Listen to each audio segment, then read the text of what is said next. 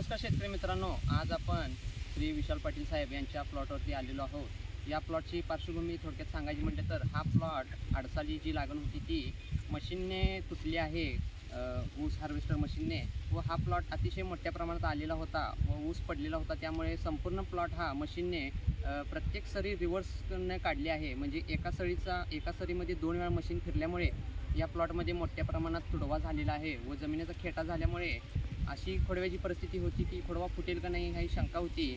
तरी खोडवा काढून टाकावा की काय अशी परिस्थिती होती। त्यावेळी आपण एक पहिली पाणी झाल्यानंतर या प्लॉटला फ्लॅशचार्जची एक आळवणी व एक फवारणी दिल्यानंतर आपण बघू शकता की कशा पद्धतीने प्लॉट सुधारलेला आहे व कोंबांना जाडी अतिशय चांगल्या प्रमाणे आलेली आहे, काळोखी मोठ्या प्रमाणात आहे व प्लॉट चांगल्या पद्धतीने ग्रीप झालेला आहे।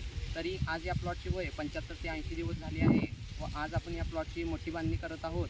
तरी मोठी बांधणी करून झाल्यानंतर पहिल्याच पाण्याला आपण या प्लॉटला 5 लिटर फ्लॅशचार्ज देणार आहोत व त्यानंतर 2 फवारणी आपण करणार आहोत व पहिल्याच पाण्याला 5 लिटर फ्लॅशचार्ज देऊन 15 दिवसानंतर कशा पद्धतीने रिझल्ट आलेला आहे हे पुढील व्हिडिओमध्ये मी तुम्हाला नक्की दाखवेन।